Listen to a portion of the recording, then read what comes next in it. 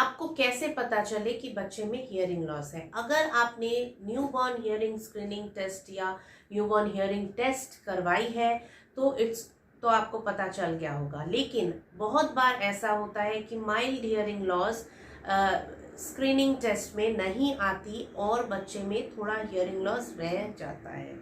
तो चलिए आज इसी विषय में बात कर लेते हैं। मैं यहाँ पे आपको 5 साइंस ऑफ हियरिंग लॉस बताऊंगी, जिससे आप घर पे ही आप पता लगा सकते हो कि बच्चे में हियरिंग लॉस है एट एन अर्ली एज।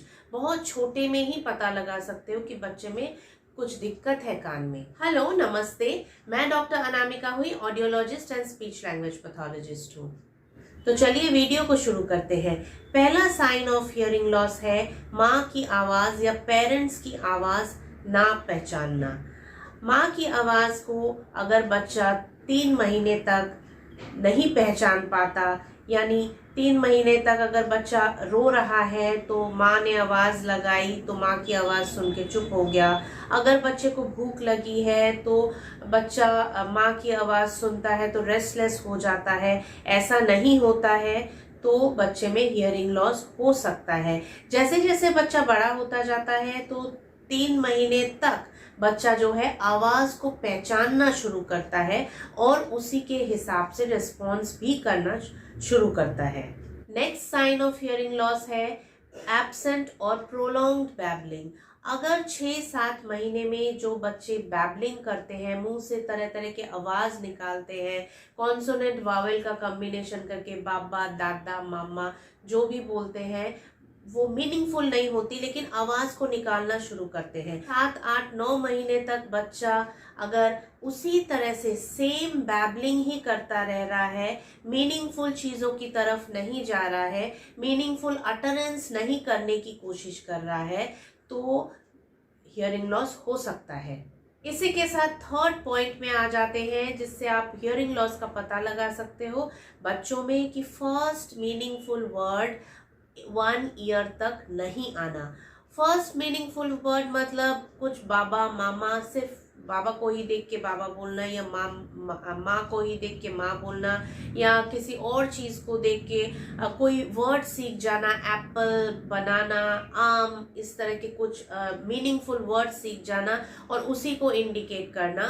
तो अगर ये 1 ईयर तक नहीं आता है तो बच्चे में हियरिंग लॉस हो सकती है। इसके बावजूद अगर कुछ इमिटेशन, वोकल इमिटेशन नहीं कर रहा है बच्चा, मतलब कोई ऐड की आवाज़ सुन के उसका ट्यून इमिटेट नहीं कर रहा है, कोई राइम सुनते सुनते आपका ट्यून में भी वो नहीं बोल पा रहा है लेकिन ट्यून को वो इमिटेट कर रहा है सुन के, अगर नहीं कर रहा है 1 साल तक बच्चा, तो हियरिंग लॉस हो सकता है। Next sign of hearing loss बहुत ही छोटे बच्चों के लिए है। अगर बच्चा सो रहा है तो जब आवाज़ करते हैं पीछे से या सामने से, या बहुत तेज़ की अचानक आवाज़ होती है, तब बच्चा जाग जाता है क्या, ये ज़रूर देखिए। और ये आप घर पे भी टेस्ट करवा सकते हो। जैसे बच्चा मतलब आधी नींद में हो, डीप स्लीप में नहीं, जस्ट सोया है, तो आप थोड़ी दूर से आपको आवाज़ करना है और देखिए बच्चा जाग जाता है या नहीं, या रो पड़ता है या नहीं, या इस तरह से कांप जाता है या नहीं।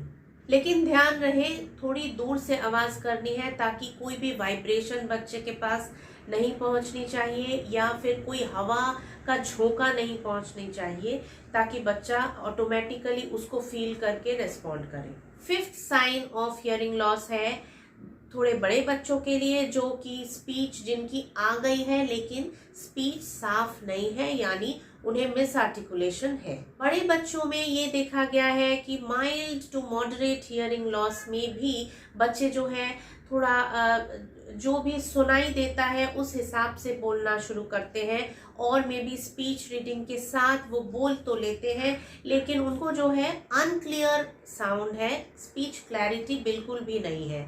तो ऐसे अगर आप बच्चे में नोटिस कर रहे हो कि कोई भी प्रॉब्लम नहीं है लेकिन फिर भी बच्चे का साउंड अनक्लियर है, आप सुना भी रहे हो, सिखा भी रहे हो, लेकिन बच्चा नहीं सीख पा रहा है, तो बच्चे में हियरिंग लॉस हो सकता है। ऐसे तो स्पीच अनक्लियर रहने के बहुत सारे कारण हैं, पर उसमें हियरिंग लॉस भी एक मेजर कारण रहे। ये थे कुछ साइंस ऑफ हियरिंग लॉस जो कि आपको बच्चे में देखने हैं एज वाइज, जैसे मैंने बताया है वो आप डिटेक्ट करो। इसके साथ अगर आपको age wise speech language milestones भी देखनी है, जाननी है, तो आप मेरी ये वाली वीडियो ज़रूर देखिए, और सारे लिंक्स मैं डिस्क्रिप्शन बॉक्स में दे देती हूँ, तो आप हर वीडियो के डिस्क्रिप्शन बॉक्स ज़रूर चेक कीजिए। और साथ ही मैं कुछ एक्टिविटीज़ या टॉयज़, स्पीच थेरेपी टॉयज़ के लिंक्स भी दे देती हूँ, ताकि आप लोग जाके चेक करो और आप खरीद सको। और एक बहुत ही इम्पॉर्टेंट बात, अगर इनमें से कोई भी साइन आपके बच्चे में मौजूद है, आपने डिटेक्ट किया है, तो जल्द ही आप अपने नियर बाय किसी ऑडियोलॉजिस्ट के पास जाके आप डायरेक्टली चेक करवा सकते हो उनका हियरिंग। और किस तरह से क्या क्या टेस्ट करवाने हैं इसके ऊपर भी मेरी एक वीडियो है, तो आप मेरी चैनल में जाके ज़रूर देखिएगा, या लिंक्स मैं आई बटन में या डिस्क्रिप्शन बॉक्स में दे देती हूँ। तो आज के लिए इतना ही, फिर मिलते हैं किसी और यूज़फुल टॉपिक के साथ। तब तक आप कमेंट करते रहें। मेरा चैनल अगर सब्सक्राइब नहीं किया है तो सब्सक्राइब कर दीजिए, और इस वीडियो को ज़्यादा से ज़्यादा लाइक एंड शेयर कीजिए, क्योंकि आपका एक एक्शन किसी बच्चे के डेवलपमेंट में फ़र्क ला सकता है। Thank you for watching.